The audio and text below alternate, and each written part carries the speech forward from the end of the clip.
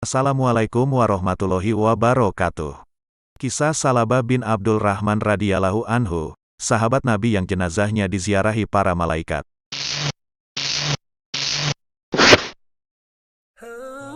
Kisah ini disarikan dari Mukhtasar Kitab At-Tawabin yang ditulis oleh Ibnu Qudamah Al-Maqdisi. Salabah bin Abdul Rahman radhiyallahu anhu adalah seorang sahabat yang mulia yang berasal dari kalangan Ansor. Setelah menjadi seorang muslim, beliau selalu setia melayani Rasulullah Shallallahu Alaihi Wasallam. Setiap kali Rasulullah memberikan tugas untuknya, beliau akan sangat senang dan selalu melaksanakannya dengan gesit dan cekatan. Suatu hari, ketika ia melewati sebuah rumah dengan pintu yang terbuka, tanpa sengaja pandangannya sekilas tertuju pada pintu yang terbuka tersebut. Dari pintu masuk kamar mandi, terlihatlah seorang perempuan yang sedang mandi. Dengan cepat Salabah menundukkan pandangannya. Dalam hatinya ia merasa sangat bersalah. Dia kemudian berpikir, bagaimana aku bisa menjadi sahabat Rasulullah? Orang yang dekat dengan Rasulullah Shallallahu Alaihi Wasallam adalah orang yang selalu mengikuti perintah Rasul dan bukan orang yang berdosa sepertiku. Salabah sungguh takut, Allah akan menurunkan wahyu dan memberitahu Rasulullah bukti-bukti kemunafikannya. Rasa bersalahnya membuat ia tak berani bertemu Rasulullah Shallallahu Alaihi Wasallam. Lalu ia pun lari hingga ke pegunungan sambil menangis serta memohon ampun kepada Allah Subhanahu wa Ta'ala. Hari demi hari berlalu dan Rasulullah bertanya kepada para sahabat apakah mereka melihat Salabah. Namun tak seorang pun sahabat yang melihatnya. Malaikat Jibril alaihi salam menyampaikan perihal ini kepada Rasulullah Shallallahu Alaihi Wasallam. Sehingga Rasulullah pun meminta kepada beberapa sahabat Ansor untuk menjemputnya. Mereka mencari ke seluruh Madinah sampai keluar kota hingga sampai ke gunung antara Makkah dan Madinah di mana beberapa orang sedang menggembalakan domba. Sahabat bertanya kepada penggembala itu apakah mereka melihat seorang anak muda dengan ciri-ciri seperti Salabah. Penggembala memberitahu kalau ada seorang anak muda yang sedang menangis. Ia sudah berada di tempat itu selama 40 hari. Ia hanya turun dari gunung sekali sehari sembari menangis dan meminum susu yang diberikan penggembala. Ia kemudian kembali ke gunung sambil terus menangis dan menangis, memohon ampun kepada Allah Subhanahu wa Ta'ala. Lalu para sahabat pun menunggu sampai Salabah turun dari gunung. Pada saat Salabah turun, sahabat mendapati kondisinya sudah kurus. Wajahnya mencerminkan kesedihan karena hanya minum susu yang bercampur dengan air mata. Para sahabat mendesak akan membawanya kembali kepada Rasulullah, tapi Salabah menolak dan menanyai mereka apakah Allah menurunkan wahyu yang mengatakan kalau ia adalah orang munafik.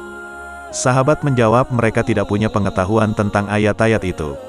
Akhirnya Salabah dibawa kembali ke Madinah di mana Rasulullah Shallallahu Alaihi Wasallam ingin bertemu dengannya. Ketika sampai Madinah, Rasulullah Shallallahu Alaihi Wasallam sedang memimpin sholat berjamaah. Maka mereka pun ikut sholat. Namun Salabah radhiyallahu anhu masih dengan rasa berdosanya, memilih saf paling belakang. Ketika ia mendengar ayat Al-Quran yang sedang dibaca Rasulullah Shallallahu Alaihi Wasallam, seketika ia pingsan. Selesai sholat, Rasulullah Shallallahu Alaihi Wasallam membangunkannya dan menanyakan perihal dirinya. Apa yang menyebabkanmu pergi dariku? Tanya Rasulullah. Dosaku ya Rasulullah, jawab Salabah. Bukankah aku pernah menunjukkan ayat yang dapat menghapus dosa dan kesalahan? Tanya Rasulullah. Betul, akan tetapi dosaku teramat besar ya Rasulullah, jawabnya. Akan tetapi, kalam Allah itu lebih besar lagi, jawab Rasulullah. Salabah sekali lagi bertanya, apakah Allah akan menempatkannya di antara orang munafik atau ada ayat yang turun menerangkan kemunafikan dirinya? Rasulullah meyakinkan tidak ada ayat yang menjelaskan hal itu. Lalu Rasulullah membaringkan Salabah dan meletakkan kepalanya di atas pangkuannya. Namun Salabah selalu menggeser kepalanya dari pangkuan Rasulullah Shallallahu Alaihi Wasallam karena merasa malu akan dosa dan kesalahannya. Mengapa kamu geser kepalamu dari pangkuanku? Tanya Rasulullah. Karena kepala ini penuh dosa ya Rasulullah, jawab Salabah. Apa yang kamu rasakan? Tanya Rasulullah. Aku merasa seperti ada semut-semut yang berjalan di antara dagingku, tulangku dan kulitku. Lalu Rasulullah bertanya, apa yang kamu inginkan? Aku menginginkan ampunan Tuhanku, jawab Salabah. Kemudian turunlah Jibril dengan membawa wahyu dari Allah. Andai kata hambaku ini menghadapku dengan kesalahannya sepenuh bumi, aku akan menyambutnya dengan ampunanku sepenuh bumi pula.